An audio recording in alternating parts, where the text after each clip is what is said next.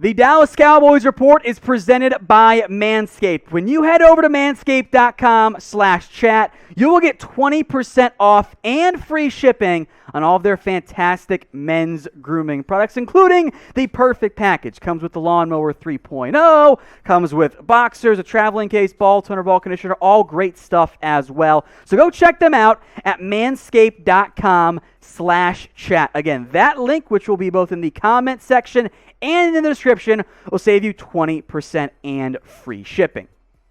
Let's start with news here. Antwaun Woods has officially re-signed. Now, this isn't like the biggest shocking news, but I did want to make note of it since Adam Schefter tweeted it out. This is a re-signing. As I understand it, this is just Antwaun Woods signing his restricted free agency tender. That's what this is. This is a one-year deal for Antwaun Woods at the right of first refusal cost. That's a little over $2.18 million for this upcoming season. This appears to just be Woods officially signing that tender, fully locking him into the Cowboys roster, at least for the time being, since there's no guaranteed money on it. Woods for the Cowboys has been a good enough run stopper. On a team that does not have very many of them, it helps. There are not a lot of reliable run-clogging defensive linemen on this team. I still am going to project Antwaun Woods, as we enter the NFL draft at least, as a starter for this team. Neville Gallimore, Tristan Hill will rotate as well, mostly at the three technique spot. Brett Urban has some inside-outside flexibility, so I like that from the Cowboys' perspective. It's a obvious move in the end, because letting Antwaun Woods go never really made sense to me whatsoever. So if you agree with me, and you like that the Cowboys are keeping Antwaun Woods, I want you guys to like today's video. It is that simple. We're not even at 100 likes on the live video for today. But if you like keeping Antwaun Woods, like it right now. Let's chat once again on the Cowboys and Kyle Pitts and what's going on this front here. There's a lot to break down. So it's still just the one star. But I bring this up today because, well, the Cowboys themselves brought it up. Now, last year, there were multiple times in which they sent out a video breaking down at least part of their pre-draft interview with a prospect.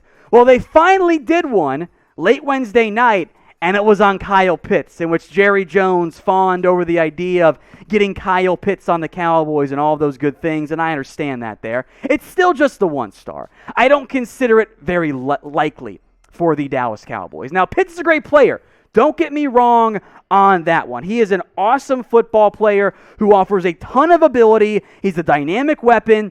In the end, I'm not going to complain about doing this. It is noteworthy that this is the only prospect the Cowboys, at least as we film this, have done this for. They have not put out any of the other prospect interview Zoom clips like they did last year.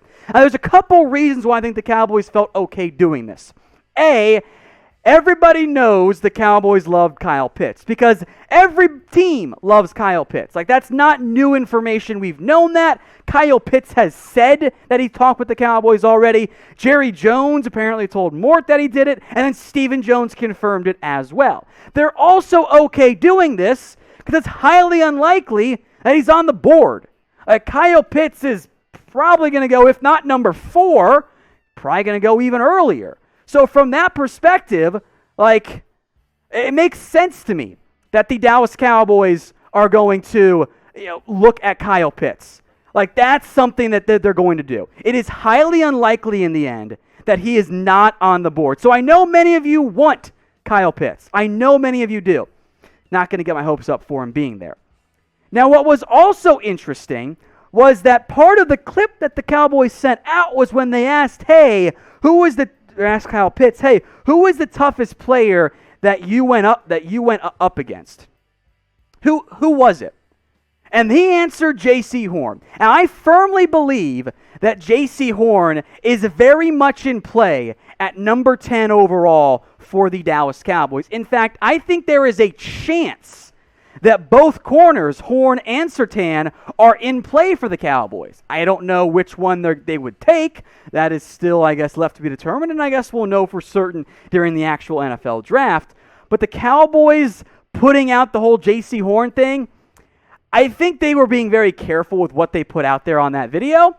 It's at least worth mentioning and worth discussing on that front in terms of the conversation and mentioning of Jaycee Horn as part of that Kyle Pitts video that went out. So very curious to me. The timing is interesting. The message behind it, it's all fascinating, and at some level probably a bit of gamesmanship as well for the Dallas Cowboys. So as it relates to pick number 10, get your votes in for me. Who do you want the Dallas Cowboys to draft? Do you want Kyle Pitts? Do you want Patrick Surtain? Do you want Jaycee Horn? Do you want somebody else altogether? Who are you hoping and praying and pining after for the Dallas Cowboys as it relates in round 1 of the NFL Draft?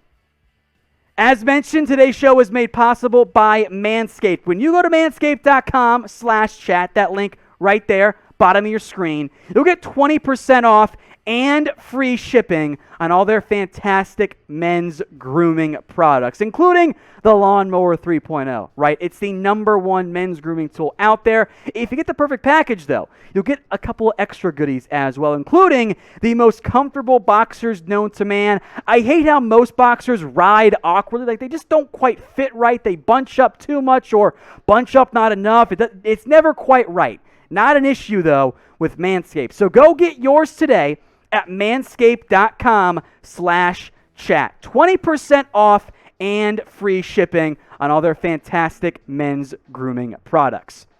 Let's talk NFL Draft now on the Cowboys Report. How about landing Christian Barmore in the 2nd round? I'm going to give this one 1 star. Now, it was part of, by the way, a 3-round mock draft from ESPN's Mel Kiper / Todd McShay. So I'm going to focus on Barmore, but I do want to discuss the entirety of this mock draft. So this was the ESPN Cowboys mock draft, tag team picks between Mel Kiper and Todd McShay. Patrick Surtain went number 10 overall. Christian Barmore was there in round 2. Walker Little was the pick in round 3. Jamar Johnson was the pick at the back end of round 3. Now, I do want to discuss, by the way, mostly Christian Barmore. We'll talk about all the guys here, but you guys know Surtain. We don't need to spend any time on him. Everyone knows him who's a Cowboys fan. The idea of Barmore, though, in the 2nd round was rather intriguing. And I gave it the 1 star because I don't find it likely. I would be surprised if Christian Barmore fell to the Cowboys in round 2. In a very, very bad defensive line class, I believe that Christian Barmore is the best one this year. That's what I think he is. The production shows the flashes of what he's able to do. It absolutely does. 9.5 tackles for loss, 8 sacks. As it relates to pass rushers, he's one of the better ones on the interior. Now, there are some red flags as it relates to his game. Consistency is still not a major thing. But if you could slot him in at the 3 technique spot and give him the opportunity to probably start over both Neville Gallimore and Tristan Hill, relative to where I had them graded coming out, Barmore would be my preferred of those 3 guys. The biggest red flag for Barmore, especially for the Cowboys, and even though this pick was actually made by McShay, and he mentioned run defense, that is not Christian Barmore's game. And you don't have to believe me. You can ask Nick Saban if he's going to be honest with you, because the way he used Barmore was not that often in terms of actually being on the field on rundowns. Less than half of the run snaps, Barmore was not out there. He was a rotational pass rusher, not a run stopper. Now, he has the size to be one, but he hasn't shown it quite yet. Maybe that's the path in which teams go, yeah, we don't want him in the top 45, and he's there at pick number 44. So what do you guys think is the percent chance that Christian Barmore falls to the number 44 pick? Is it 5%? I'd probably give it somewhere around there. Or is it even higher? Get your votes in for me right now in the comments section. Now, of course, Surtain went round 1. Duh, you guys know him. I don't need to spend any time on that. Back-to-back picks here by Mel Kiper in the 3rd round. There was Walker Little and then Jamar Johnson. Let's start with Walker Little, who I will always tell you guys how I feel. Sometimes I'm right, sometimes I'm wrong. This is early for me on Walker Little. I have a 4th round grade on him, and it's because of that note you see on screen. 1 game played in his last 2 years. I get he's got the size, the athletic ability. Was it a highly touted recruit? He wasn't great as a true freshman, obviously. And the 1 game he played back in 2019 was good against Northwestern, but he hasn't played since.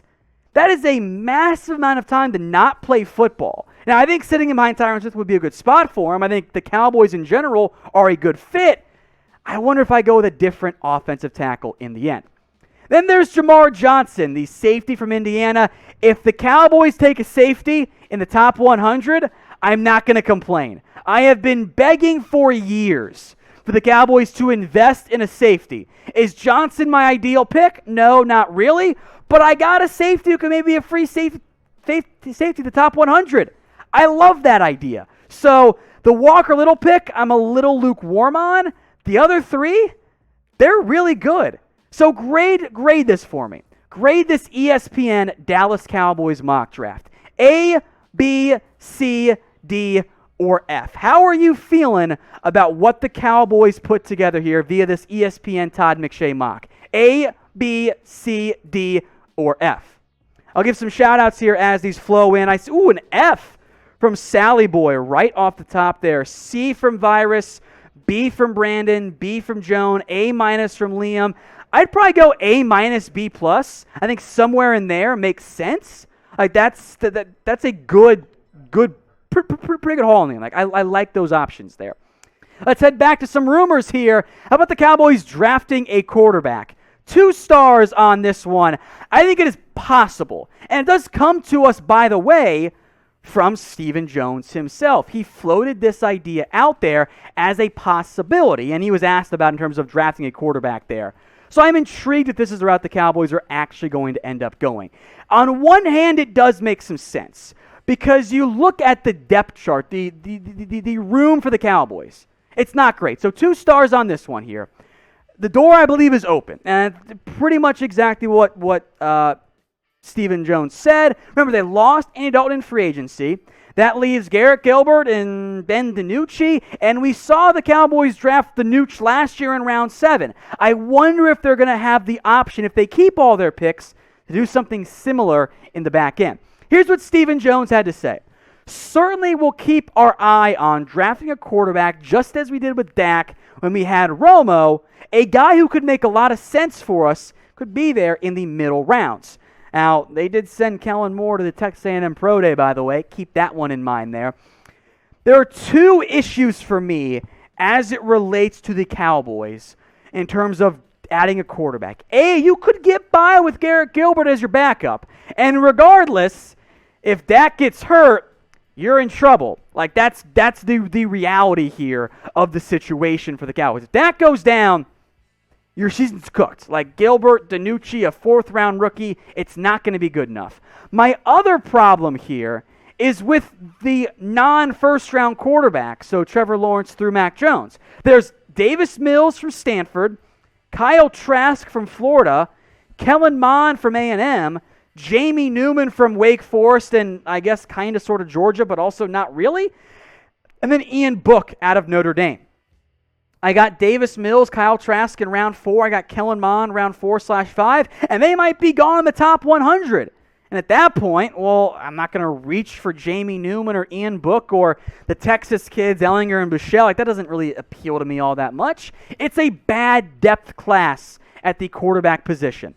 So what do you guys think then? What will the Cowboys do? Will they draft a quarterback? Type in 1 for yes, they will, or type in 0 for no, they will not. Get your votes in for me in the comments section. Another news item to wrap things up here. We won't spend too much time on it, but I did want to mention it on the live show. Rashard Robinson suspended again by the NFL. Got docked 2 games to start the 2021 season, and it's actually the 3rd time in his rather young NFL career that Robinson's been suspended by the commissioner's office. The first 2 were for violating the substance abuse policy. This one was for a PED violation. Now, Robinson was pressed into duty last year because the cornerback room was injured, and he was not great. And frankly, he had a pretty uphill path to make the 53-man roster anyway. I got him behind guys like Maurice Canady. C.J. Goodwin's going to be on the team as a special teamer. I think Reggie Robinson would make the team over Rashard. So he's right down there at CB7 for me, and a rookie isn't even included yet. In the end, here's what I think will end up happening with Rashard. The Cowboys, while he is suspended, he does not count against the 53-man roster, and they do not have to pay him in terms of the salary cap either. There's suspended without pay in the end. So the Cowboys can carry him through those first 2 weeks of the suspension. And then if they don't need a cornerback, congrats, he's cut. And if they do need a cornerback, well, then maybe they can keep him on the team at that point.